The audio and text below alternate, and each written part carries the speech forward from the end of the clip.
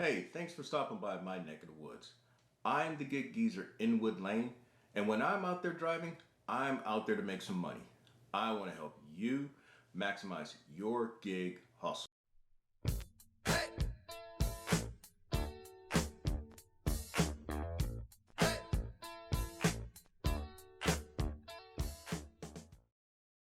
Alrighty, well, I am back out on my hustle.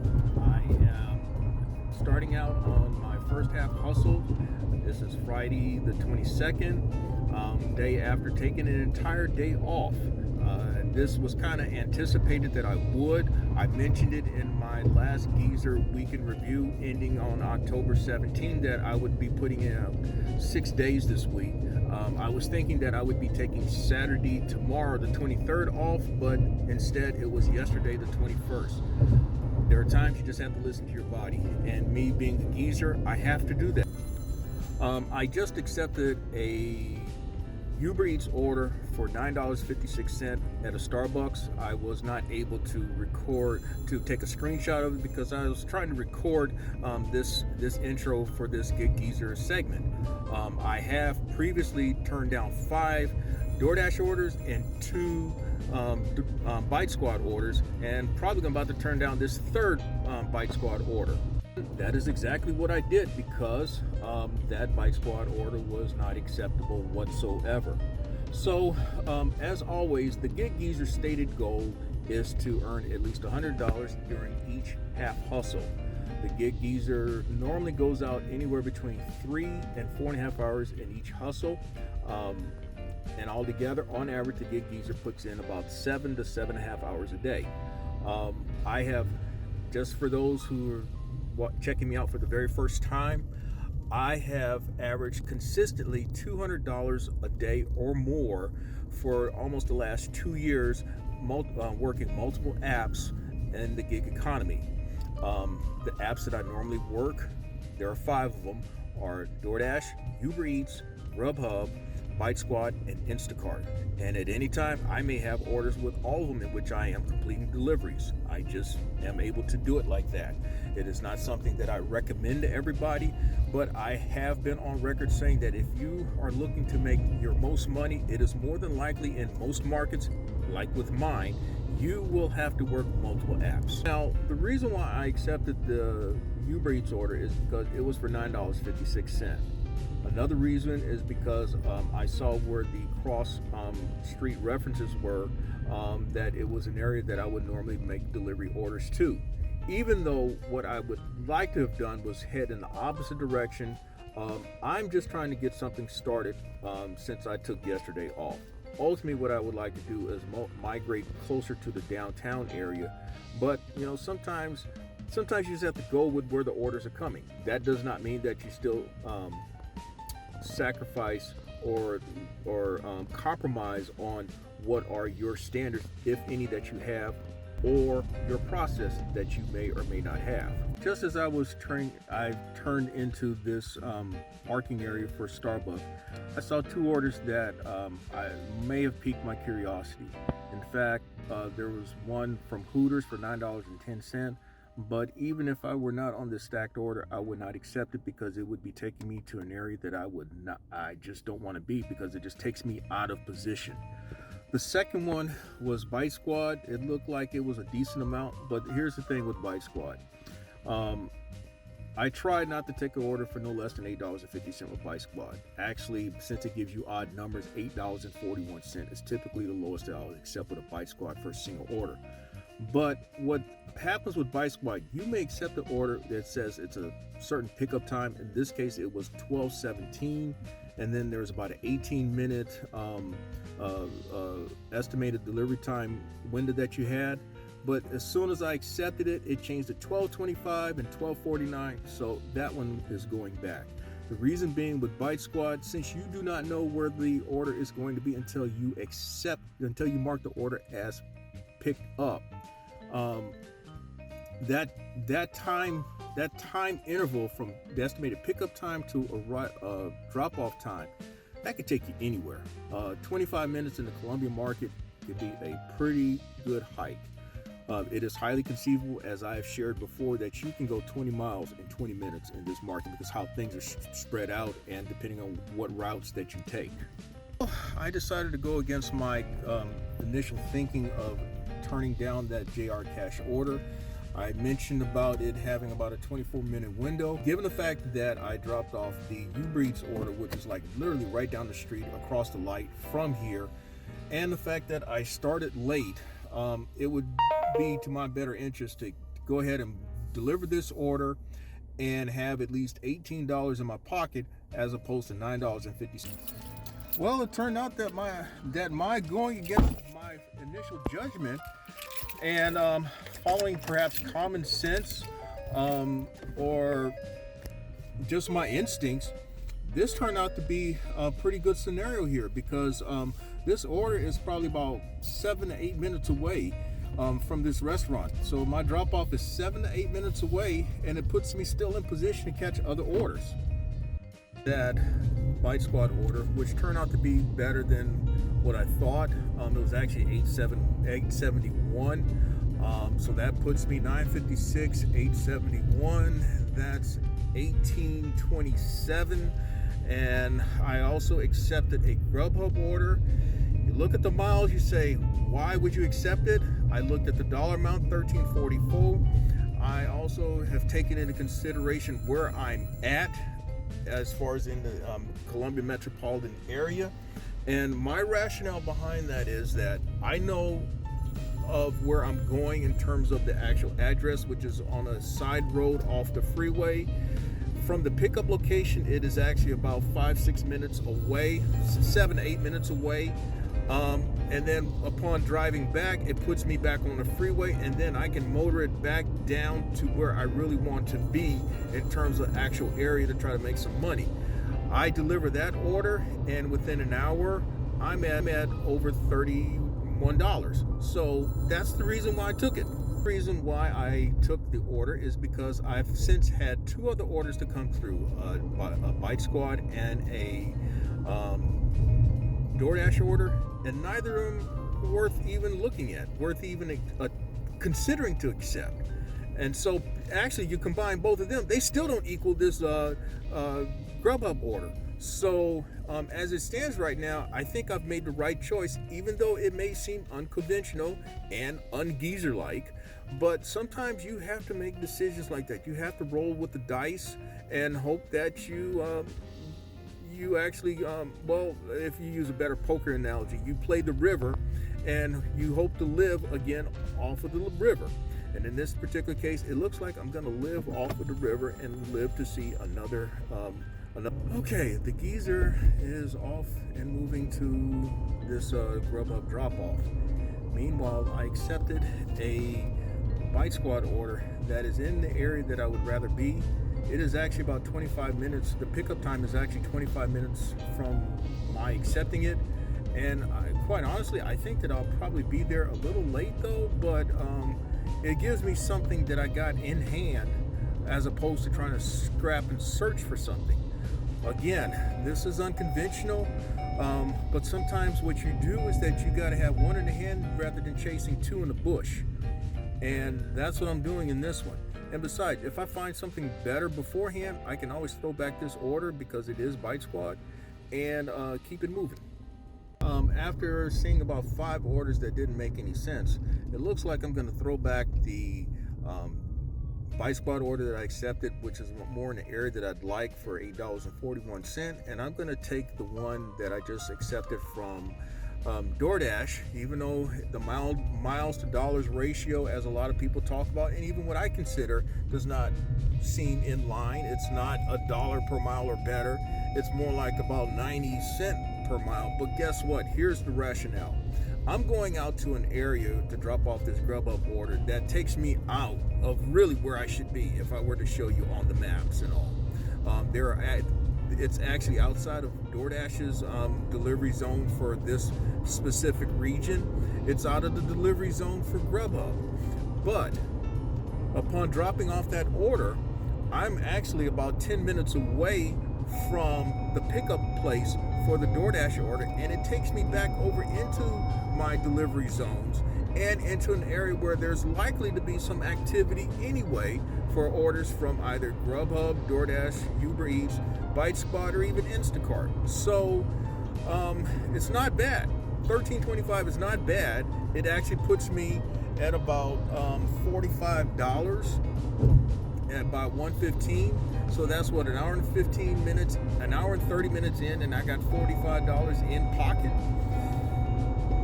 How do you argue? Okay, we're actually almost halfway to the drop-off location for this Highway 55 order. The unusual, uncharacteristic gamble that I made with this order actually worked. The bottom line is that I was able to arrive at the restaurant within the allotted time. Again, you have 9 minutes and 59 seconds to arrive at a restaurant late, 9 minutes 59 seconds to arrive at the drop-off location late, beyond the estimated arrival time with DoorDash, before you incur a contract violation. In this case, I was at the restaurant at 11:17 and marked it as picked up. Now, I'm going to say this again. I don't talk a lot about the dollars per mile.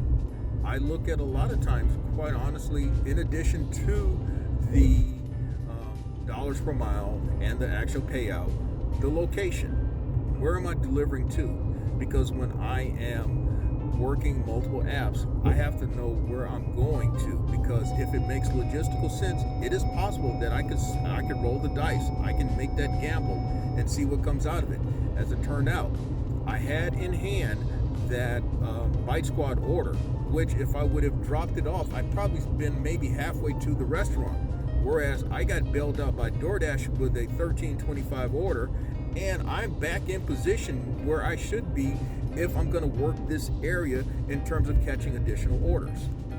So I'm at 4 deliveries. It is about 1:30, and so I'm halfway there. Hopefully I can catch 3-4 more orders, and I can call it a first half hustle.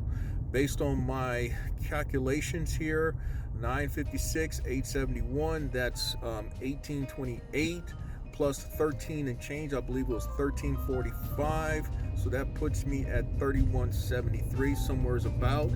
This one is paying a minimum of 1325. So that puts me around $45 for my unconventional decisions. Geezer's coming up on 2 hours now being out here on his first half hustle, and his hide is in a sling. I'm at $45, somewhere's about right in, and this is not Get Geezer type money. It would be nice if I could get another order to kind of push me over $50, and then I may say that is respectable, given how I know that this area yields not many orders during the daytime. It's much more active at nighttime. But I think what happens is that when you accept orders in a certain area to try to get things going, and then the orders kind of keep you there, what happens is that it takes you out of your strategy, and so you try to roll with it and make it work. Well, it hasn't really worked the way I would like. And so now I'm driving back towards the mall area, and with hopes of hopefully catching something so that I can try to get it going.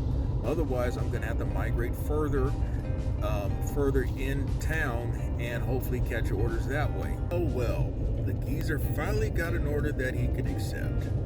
$8.25 for IHOP.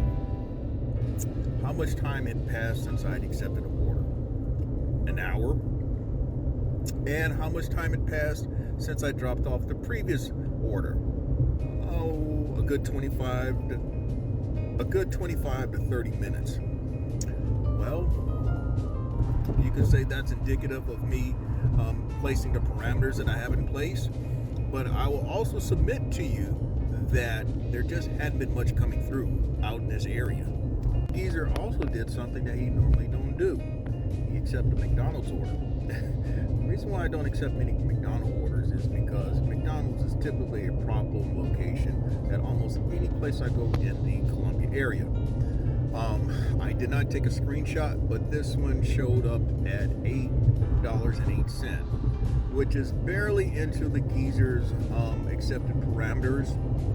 The GrubHub order is right down the way from the DoorDash pickup location. However, the DoorDash drop-off is probably about 5 minutes away from the GrubHub drop-off, but it's at the same time about 10 minutes away from the GrubHub drop-off. Basically, it sounds like a mess, but logistically, it still is feasible and possible. And also at this time of day, where the geezer has been out just about 2 hours and 15 minutes, this puts him a little over $60, and really, try to build some momentum again to finish out this first half hustle. Okay, IHOP, there are 1, 2, 3, I think, locations in the Columbia metropolitan area. Yes, 3 locations, one downtown, one over in the northwest part of town, and then over here on the northeast. And at least my experience with 2 of the locations, they always have their act together with orders being ready. Now, what is interesting is that the young guy asked me to show me the order in order to verify that I am picking up for whom I'm picking up for. Obviously, this is a big issue with people stealing orders, be it drivers, so-called drivers stealing orders, or just people in general who are not even drivers stealing orders. There's one place that I picked up from last month. The guy who was very much familiar with the app, he says, look, man, I'm just trying to keep from people stealing my food. And so I just need for you to hit the confirm pickup page. But that's just the way it is. I don't understand it. I mean, what is it about taking somebody else's food? What value is it to you?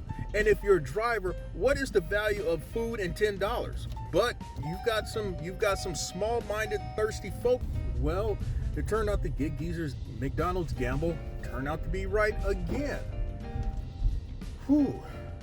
Upon arrival inside the restaurant, first of all, I was able to go inside and pick up the order. Secondly, the young lady says, "You're here for GrubHub?" I'm like, "Yes." And I gave her the last 3 digits, and she's like, "Here it is." And so I was able to walk in and walk out with this order. Now, the DoorDash drop-off is probably about 3 to 5 minutes away from here if the lights are cooperative. GrubHub drop-off is about 10 minutes away once I work my way back up this stretch of road here. The good thing about the GrubHub is that I've got a little bit of a window. It says the estimated time of arrival is 2:30. Typically with GrubHub, you've got about 15 minutes variance in terms of getting the order to the customer. So I shouldn't have to worry about any issues with GrubHub about supposedly fraudulent activity or taking too. That was an interesting drop-off to the state nut house. Man, I mean, that's like the prison system there. But I think I've made one other delivery to the state nut house before at this specific location. And all I can say, it's interesting. I'm glad that I'm glad that they got places like that. I'll say that much. All right, the geezer has picked up this order. He has just what he said. He's right down the road from the pickup location now to the drop-off location. After 3 hours, the geezer is exactly at $69.53. It's not geezer type money after 3 hours. I'm gonna stay out until 3:30, maybe 3:45, put in actually 4 hours just to try to save face or try to make it close. It's just days like this where you start off not where you want to be, you try to make something happen, but then the orders just don't come in your way. And that's the way it is in any market. If I can just make it close, meaning get over $80, maybe into the $85 range, that means then that it would take even less pressure off me at the E. So far, I am playing the cards that have been dealt as best as I can.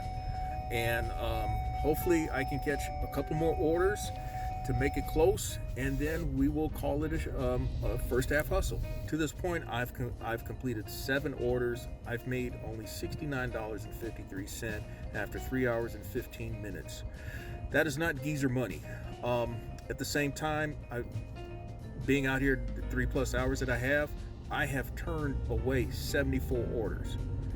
Of those 74 orders that I've turned away, maybe 2 of them might have been worthy of looking at. In fact, one of them I actually accepted, which was a BiteSquad, but I sent it back, or I threw it back once I accepted that $13 GrubHub order.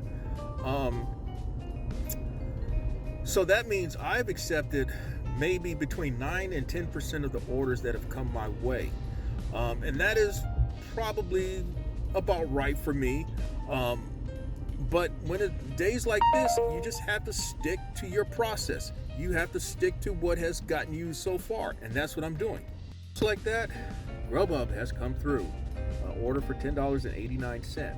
Yes, it shows 11 miles, but guess what? Here's where I'm at. $10.89 puts me over $80. That puts me into the keeping it close range, which means that I'm within 1 or 2 orders away from $100 made for Gig Geezer Shift. By the time I complete this order, it should be about 3.5 hours out there. That's still not really Gig Geezer money, but $80, 3.5 hours in which I saw mostly junk hands dealt to me, and I managed to at least get $80 out of it. I'll take that any day, and I defy anybody to say that the Gig Geezer just really messed up. If there was anything that the Gig Geezer messed up in his strategy, was really accepting an order out close to where he lives, up here in the northeast part of town. I had not mentioned the northeast part of town, but I start out in the northeast part of town because that's where I live, and oftentimes during the daytime, during the week, the northeast part of town can be very disappointing. I just picked up the GrubHub order from Red Lobster, and I'm pretty much resigning myself to having made roughly $81. And what happens? I see an Instacart for $18.67, which, if the order comes out right, could put me right at $100 for this shift hustle, all done in about 3 3/4 hours. So we're about to go over to Sam's, which is over in the northeast section of town, as I've mentioned, where I've been working today. This is over in the Sand Hills Mall area, and we're going to knock this out very fast. The drop-off location is en route to the GrubHub drop-off, so I'll get back with you very shortly. Gig Geezer finished this first half hustle exactly in about 4 hours, and he made exactly $100.60. I would say that was a pretty good hustle, given how sparse the acceptable orders were for the Gig Geezer, how late I began this particular shift at around 11:45, maybe slightly a little later. Also working an area of the metropolitan area in which it can be very disappointing working out here in the daytime, because many folk out here are working. They're working towards downtown and in Lexington County, and many of them are not home. So the frequency, the volume of orders that you get coming from out this way in the northeast part of town can really knock a dent in any of your goals and aspirations in this specific market. So I was dealt a lot of weak hands, and what got me out was catching a queen on the river after holding pocket queens. Now, I was all but accepting of making $80, which would have been just barely keeping it close. But then that Instacart came through at Sam's, and it paid out $19.88, and that was it, man. Now the order did take a little longer to complete because the customer requested a couple of extra items. That's always a problem when you do Instacart orders. Folk wanting to add items after you've begun shopping, or they would rather for certain items to be refunded after you suggested a substitution. In this particular case too, with that order, there were a couple items that were not available. So it was a matter of really how this, I really did not know how this was going to pay out. Upon accepting the order, it was paying $18.56. However, when it paid out, it was $19.88. One thing that I will share from this specific hustle is that you definitely have to you definitely have to listen to your instincts. Sometimes you have to take gambles, calculated risks. I've shared before coordinated chaos. The calculated risk this time was going against the conventional wisdom of dollars per mile. I went with the logic of, given that I've not had many orders and that the orders did seem logistically feasible, that I went ahead with those. And that certainly made a difference early on, even though the numbers still were hurting. The other thing to take from this is that you have to stick to your process. I think you feel better about yourself after completing a shift or a hustle, as what I say, if you have stuck to your process. And in this particular case, I did not jump for just any order. The orders eventually came through, even though I accepted less than 10% of all orders. The other thing is that I hit my goal. And I still managed to hit the goal within that framework that I often say, that the gig geezer is out between 3 and 4.5 hours. Typically, an average shift for me lasts 3.5 hours, even though this went overtime for 4 hours. The other thing is my stated goal. I feel that I can hit that goal by completing 7 to 9 orders, ideally 9 orders. Well, today, with this first half hustle, it took me 9 orders. So, there you have it. Hopefully what I share with you may inspire you, may actually share some insight on how the gig geezer averages $200 a day and can help you in your market. And with that, I'm in Wood Lane, and may your hustle continue. Thank you for checking out this segment of the Gig Geezer. If you like the content that's been provided, hey, hit that subscribe button and also give it a thumbs up. And if you have any questions or useful information that you'd like to pass on to the Gig Geezer, I can be reached at giggeezer3.5 @gmail.com.